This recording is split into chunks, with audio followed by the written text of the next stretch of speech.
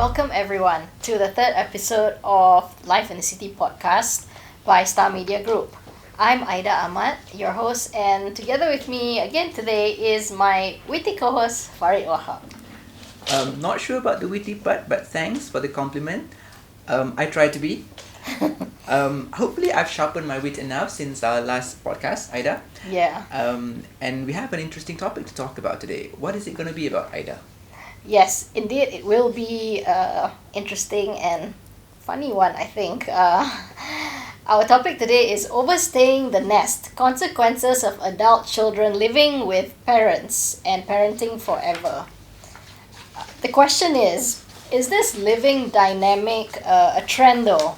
What are the reasons behind it and how will it affect the parent-child long-term relationship? And with us today is actually a colleague of ours, Imran Khaliq. Welcome to the show. Hi, Imran. Hello, thank you. I'm glad to be here. How y'all doing? We're fine, thanks. I'm doing incredibly good.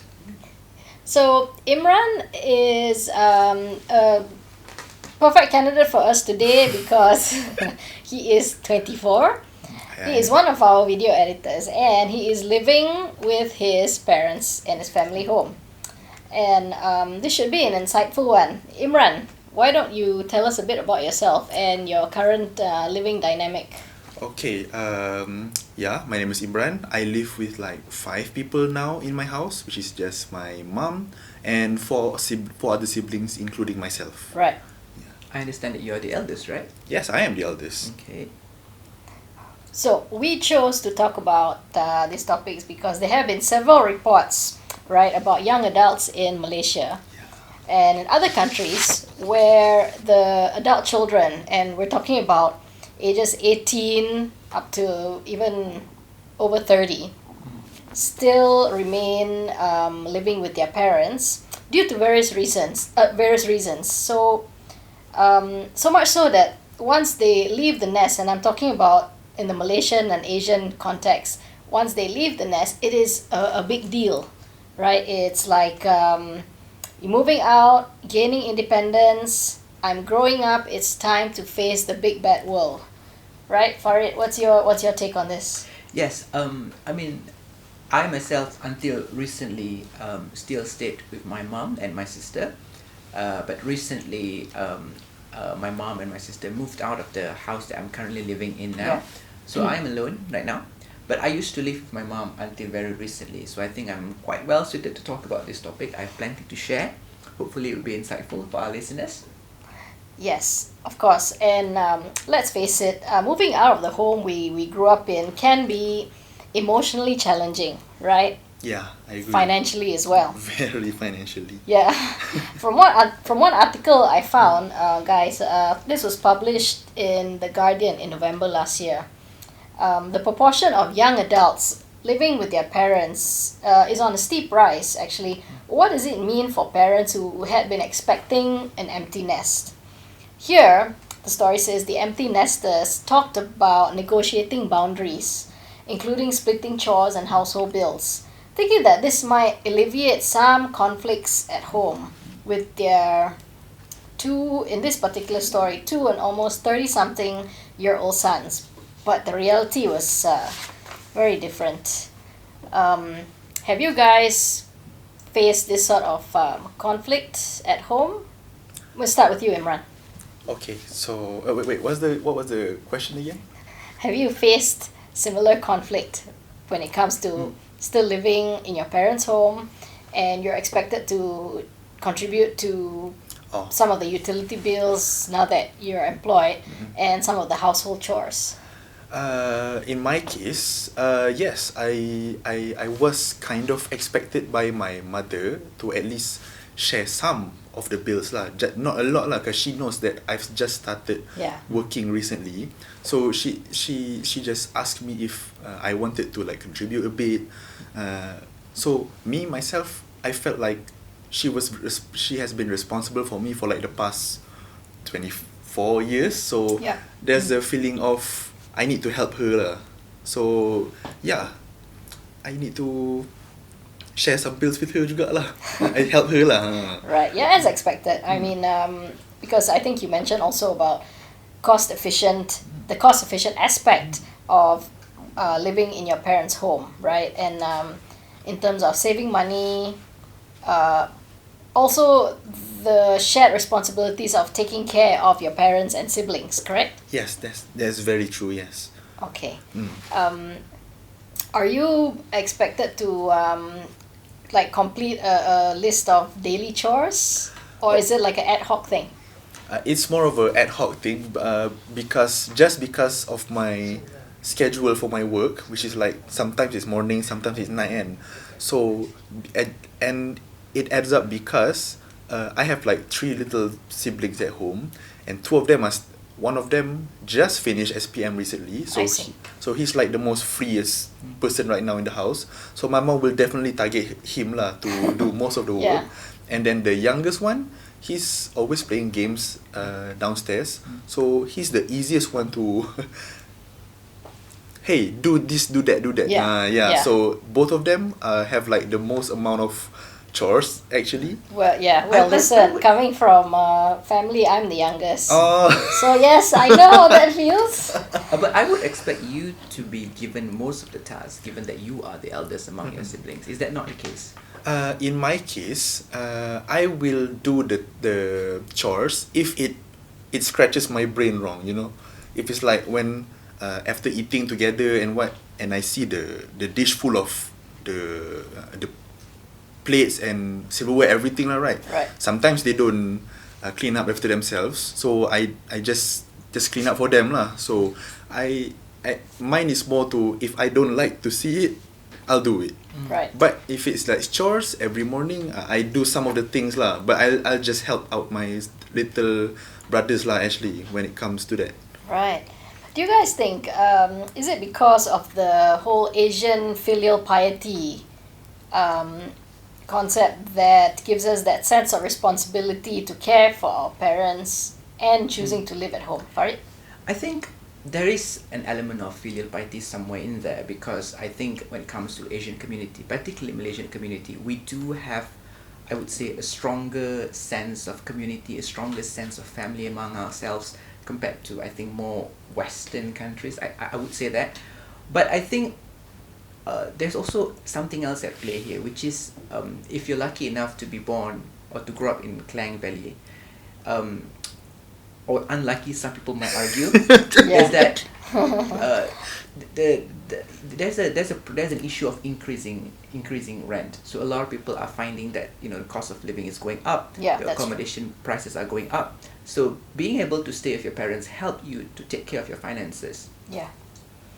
Now, you lived with your mom and you were near a public transport Yes. station, right? Yes. So that made it easier for you? Definitely.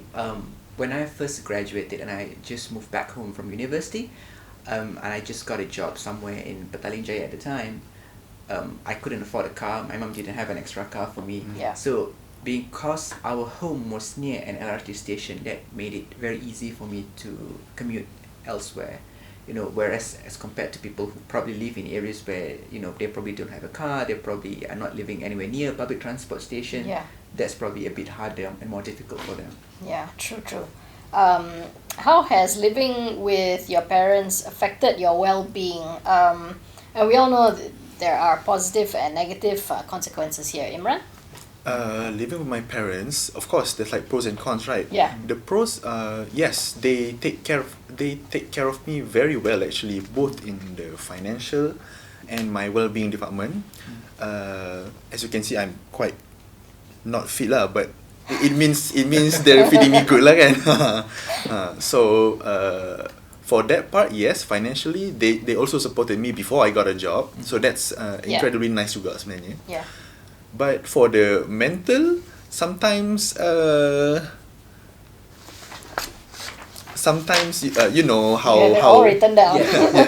you know how moms are, kan, they worry a lot about us, kan. So some of the things that I don't do, some of the things I do, she will nag to me a lot lah, which is a bit annoying sometimes. It's to the point that I get like really annoyed at her, but that's just sometimes, okay? That's not all the time. All the time I'm fine with my mom.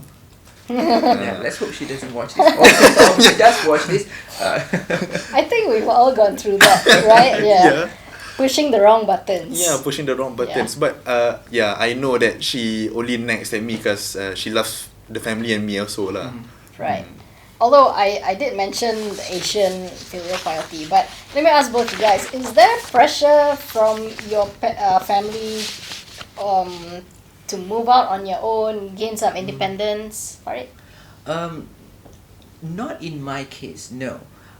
My mom did not pressure me to move out, although she did hint multiple times about the need for that I need to start looking for a property to buy, because she said property prices are going up. It's best that you get your foot in the market right now.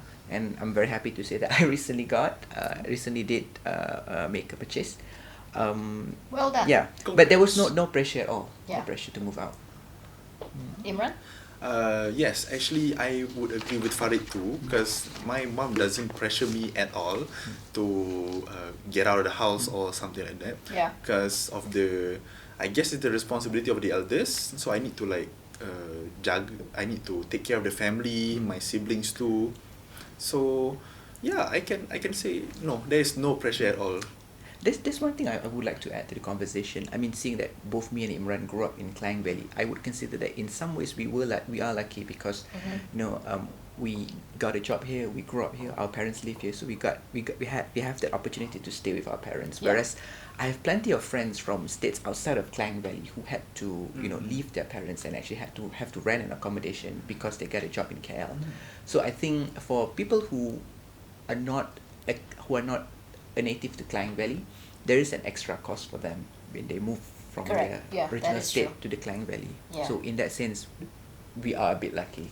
Yeah. Yes, I actually agree with that lah. Yeah, me too. I actually spoke to a friend recently who is a single mom, and Yeah. she has children ages 26 and 23. Oh, okay. Yeah, and I don't think they live with her at the moment. They're living on their own. However, she said she really doesn't mind them living with her until they get married.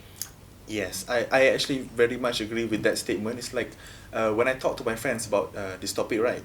All of them have kind of the same opinion with me, and it's like it's totally normal here in Asian mentality, right? To just live with your parents until, let's say, we get married lah, Right. and then after marriage, get out. Something like that.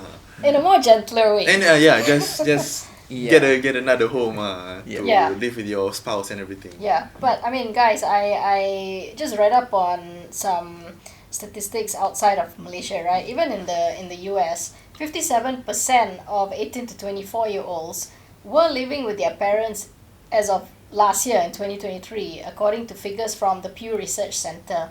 This is more than in 1993.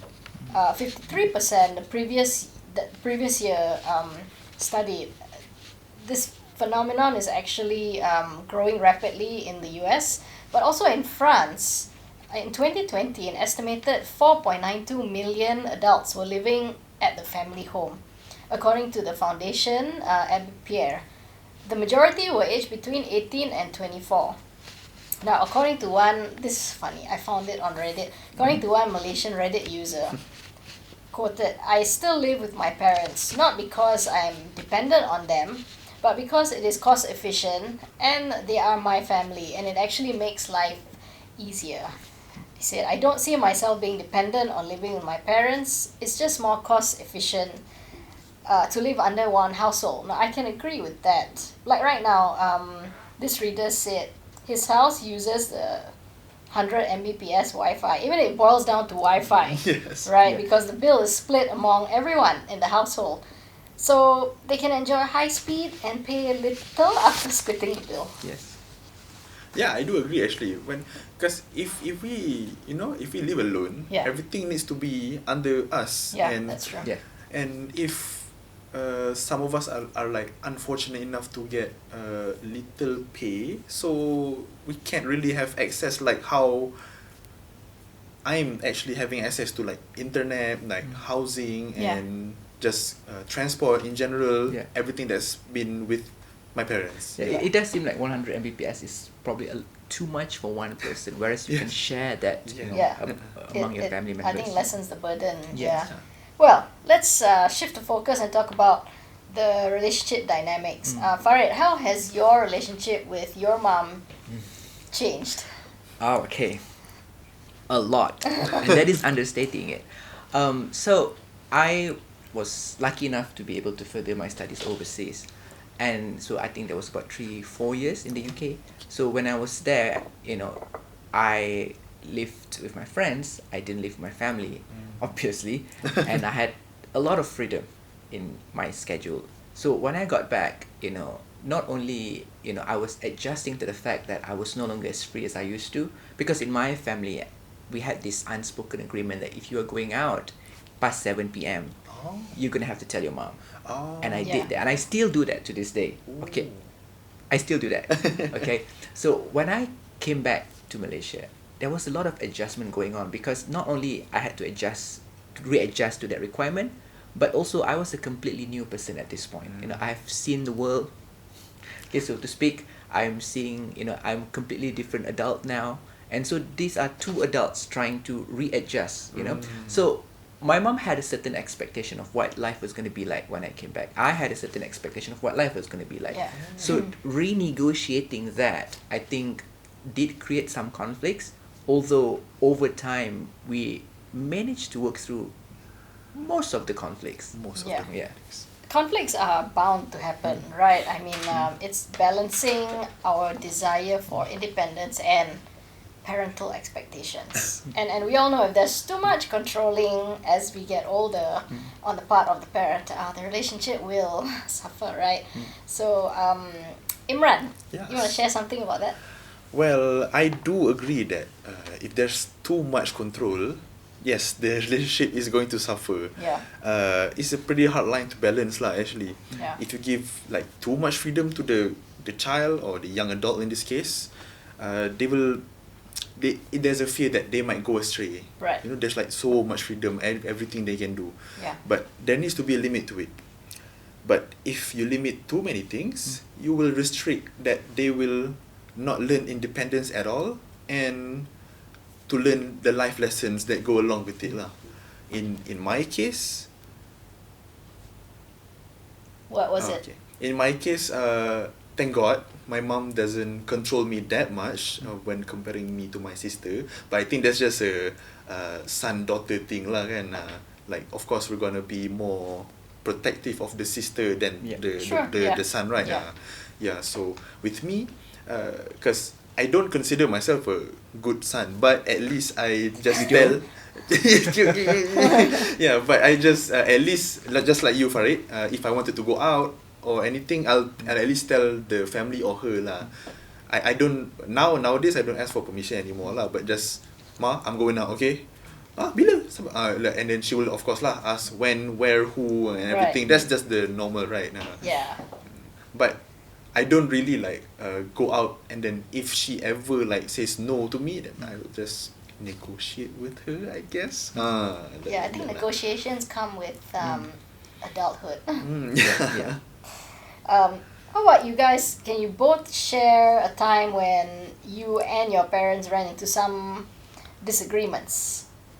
Oh, there were plenty of times to choose from. Okay. Pick the best one. There was this one time when I think I just got back from university, and me and my friends, we made we went to, I think, KLIA, I think, just for fun, just to hang out. We didn't do anything. But at that time, and I just didn't tell my mom, and she was worried sick about me. She kept calling me, texting me, and I just switched off my phone. I said, "Oh, you're crazy." Yeah. But I mean, in hindsight, looking back, now that I'm older and hopefully much wiser, looking back, I thought I could have just told her what I was doing, where I was going. It's not that she didn't trust me, but she needed to know what I was doing, who I was going with. So if I had done that, I could have avoided that conflict. But I instead made it bigger by not communicating. How about you, Imran? I actually do agree with you on that. Because I've done it in the past also, and yes, I faced the consequences juga, like not going back in the middle of the night, and then she just you know, like she gets mad at me and stuff like that lah kan. But that's another case lah. For my case, it's just there was this like one time we were like talking about something quite important that can't be shared here je. It's okay. But she would give me some outrageous takes that I would not agree with. So I would get visibly upset at her, but not like to the point of tantrum ke, just a stone cold face like, what are you talking about, woman? Like something like that. Like in my head, I didn't say to her lah kan. Yeah, you better not. Yeah, living in her house. Yeah, I think I'm gonna get killed if I say that to her. Yeah. Mama, I'm sorry. Yeah. So and that was the conflict, because our family kind of doesn't say sorry to each other, something like that. So if there's a conflict happening, we're just gonna sit in silence and just do our own thing, like as a form of cooling down, and then continuing the conversation that she gave some outrageous takes on me, you know. Yeah. I think that whole saying sorry thing is not really an Asian thing, right? Really? Yeah, I think among parents and Yeah. children, no, they didn't apologize. Yeah. We just figured it out. Yeah. I think it's a Asian thing kot. That it's like if we get into a fight with our parents ke apa ke, we're just gonna go to the room, and then they're just gonna come and come, jom makan, jom. Let's eat now. Right. And then everybody just goes and eat, and awkwardly, and then long over time it just goes well. It just goes well again. Yeah. And then somehow the topic will change, and everyone's okay again. Yeah. The thing is, right, in Western school of thought, parents are not your live-in helpers in the house. Whereas in Malaysia and probably other Asian countries, it's common for parents to continue doting over their grown children. And this is what we mean by parenting forever. Yeah. That was a funny concept. Don't worry, I'm gonna get out one day. But how about you guys? What were you expected to do at home? For example, like wash your own dishes, make your own beds, that kind of thing? Yeah. So growing up, me and my sister, I'm the eldest by the way, among two siblings, we were always expected to make our own bed and to wash the dishes. Yeah. So when I moved back in, that went without saying. I had to do it again. But by this time, I think I was coming back from university. I had lots of clothes with me, brought back with me lots of clothes. So we didn't have enough cupboards in the house. So as a result, my mom was sharing my cupboards, which is in my room. Right. So she occasionally went into my room, opened the door without knocking, just to take her clothes from the wardrobe. And I have to admit, I wasn't a fan of that arrangement. Yeah, privacy is another issue. I suppose within larger families. Imran, what's your take on this? Because there are four of you, right? Yes, there are four of us. So how does the issue of privacy come into play? Because you are the oldest and you're a guy. So how does that affect you? Okay, in the topic of privacy, right? It's kind of non-existent in the household. Yeah, because I don't know like if other homes are like this or not, but my home is like we don't really lock the door of our own bedroom. So my mom can just barge in and just look at what we're doing ke apa ke semua tu kan. So there's like kind of no privacy there, and plus I'm for my room is me and my little brother. Right. Yeah. So if I was like calling somebody ke, or he's like talking to anybody ke, we're both gonna hear what the other guy is saying. And same as my mom juga lah. Like we also barge in her room sometimes. So I think for privacy, it kind of doesn't exist in Asian households actually. Yeah, I kind of agree. Yes. What about you? Well, my house, the house I'm currently living in, it's a 2-bedroom house. So that means that my mom has one room. I mean, my mom had one room, occupied one room, and me and my sister had to share a room. So it's one man and now one woman sharing one room. So luckily that arrangement didn't last very long. Oh, It good. wasn't a comfortable arrangement for me or for my sister. Right. So now that they have both moved away, now I have the house all to myself. So thankfully that arrangement did not last for long. But yes, privacy was almost non-existent Yeah. where I lived. That brings us to the topic of social lives. Are you guys allowed to bring any guests into the house? Okay, Imran? starting from me, yes, my parents were not they don't really deny me bringing my friends over, but I think it's just me myself that doesn't want to bring my friends over, because if I bring them to my house, if they want to lepak, if they want to like hang out in my room, my brother's gonna be there. So I see. there's like a, well, you here, get out of here. So Yeah. and then I feel bad to my little brother that he's just gonna sit outside je.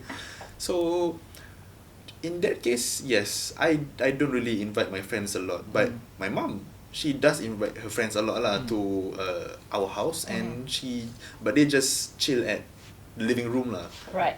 Yeah. Just so like the common Yeah, the common room, area right? lah, Yeah, yeah. common area. Yeah. What about you, Farid? Well, my mom regularly had friends over, her friends from work. I rarely did, but there had been times when I did have friends over. For example, like during Hari Raya, when my mom was having like a small open house, so I asked my friends to come. But it's not very often because it's a small house and I don't feel very comfortable. There are things I want to talk about with my friends that Yeah, I don't want my yeah, mom for to sure. overhear. Yeah. So I yes. agree. The financial and practical arrangements of young adults living at home with parents and other siblings come into play as well. What do you guys think about adult children contributing to the household expenses? Right? I did give my mom some allowance every month. I'm not going to tell you how much. It's okay. But I still do, even after she moved out, I still do. That Yeah, obligation me has too, continued yeah. to this day. And I think that it's only fair because if you were, this is my personal opinion, obviously. I know people who don't, possibly because their parents are in a much better financial position, but not in my case. My mom was not working. She doesn't have a pension. Formerly she was what's it called, private employed in the private sector, so she doesn't have a pension. She does have EPF though, but I try not to. I mean, I do try to help lessen her financial burden. Yeah. I did contribute to the bills. I regularly bought groceries with her, so I did contribute. I think it's only fair because if you were living outside, right, you need to do all of this yourself anyway. So Yeah. if you're with your parents, at least they do help with certain expenses, taking care of the house. So it's the least that you can do. I think it's only fair. Yeah. What about you, Imran? I actually completely agree with Farid on this take, because we as their child, right?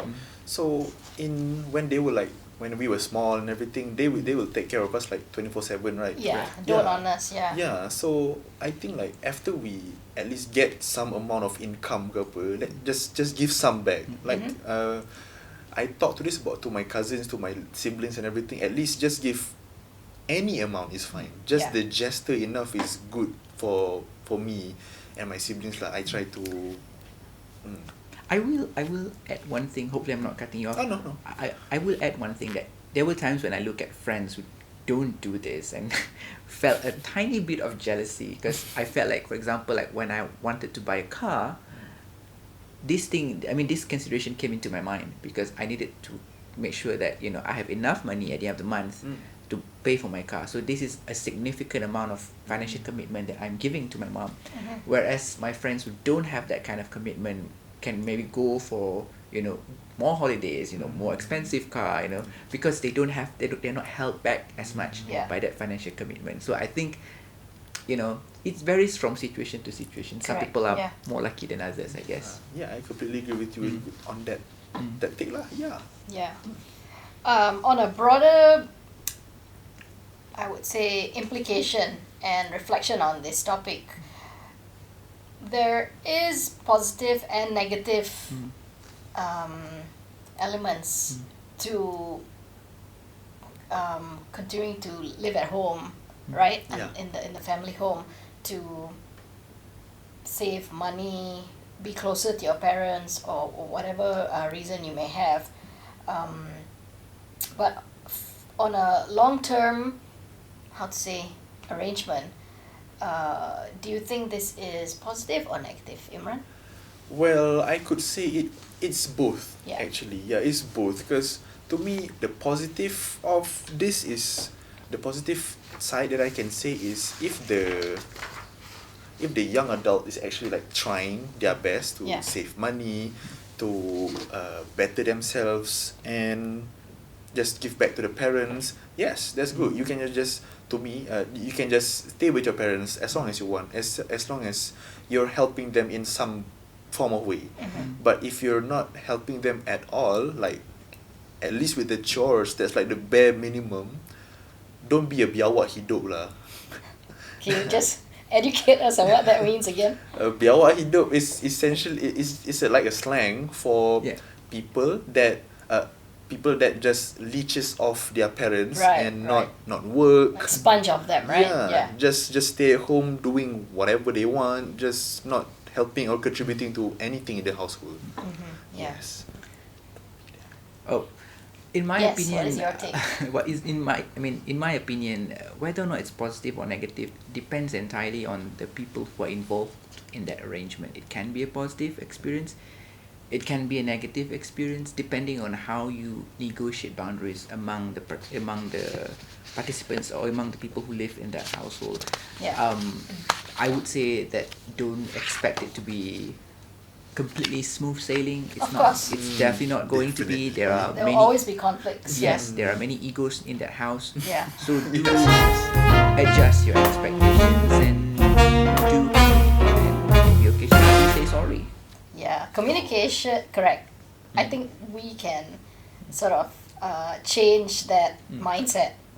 I will add one more thing though, Yeah. in the sense that it's important that parents do view their children as adults. Now Yeah. they are adults, Exactly. let's be clear about that. If they Yeah. are above 18, they can vote, so they are adults. Yes, That's that's true, yeah. technically But true. on the flip side, if you want to be viewed as an adult, you have to behave like an adult. True. Yes. You can't wake up at 12 in the afternoon after you Oops. spend the whole night playing video games. No. Oh, I You know some can't- people who do. You can't put your dishes in the sink and then not washing it and then Oh, that's expect my biggest peeve. to be Yeah, treated that one. like an adult. Yeah. You want to be treated like an adult? Act like like an one. adult. Yes. That's true, yeah. So, how has your collective experience changed your perspectives on three focus here: family, independence, and adulthood?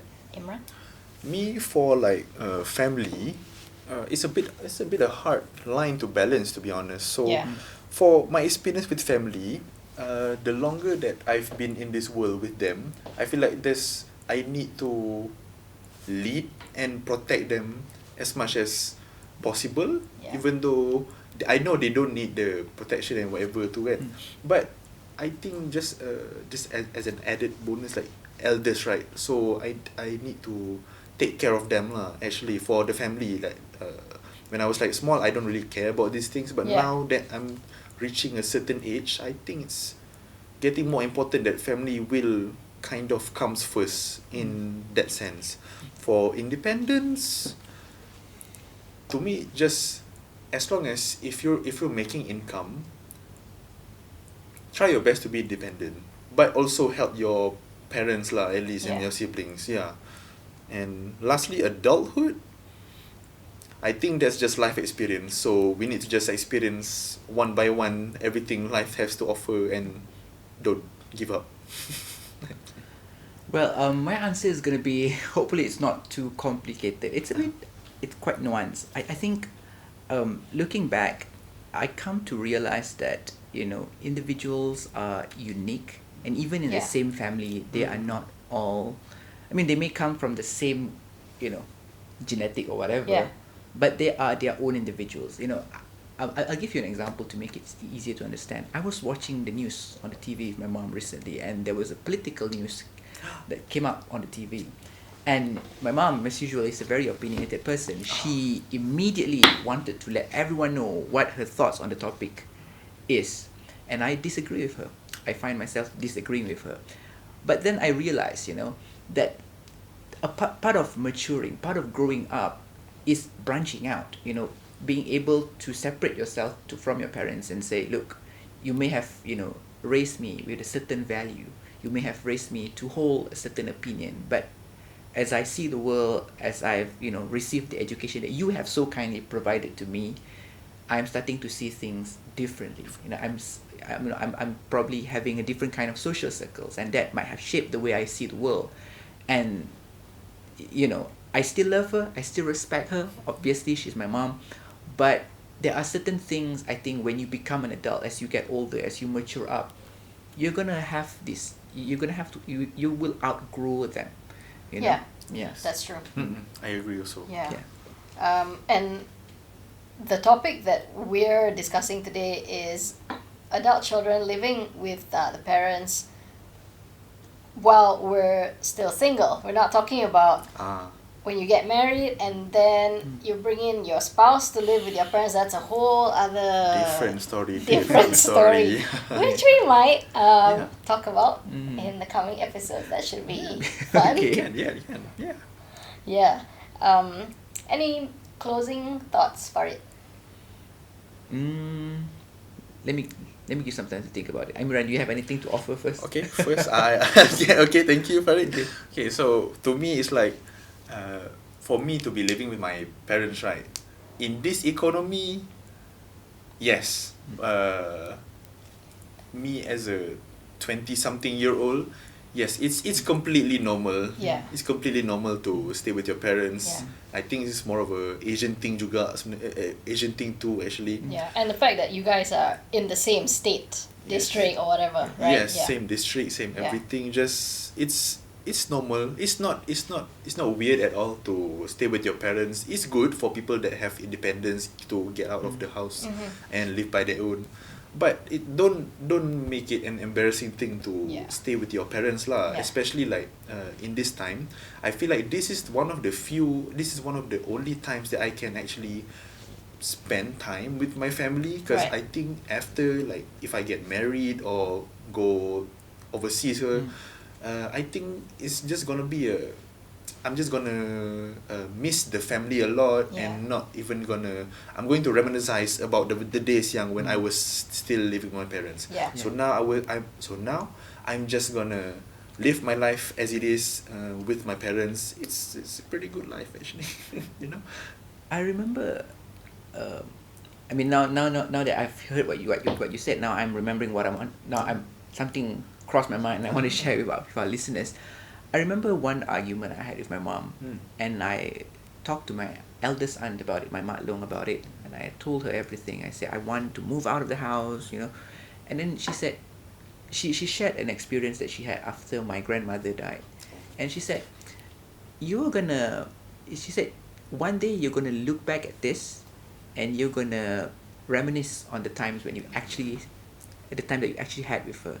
She said that I wish I could get back the time with your grandmother. So she said, you may look at this like it's the worst thing now, but you will cherish this time, the time you had with her when you're no longer with her. And now, not saying that my mom has died, she's still very very much alive and kicking, but she's moved out the house. So now when I come back from work, the house is empty.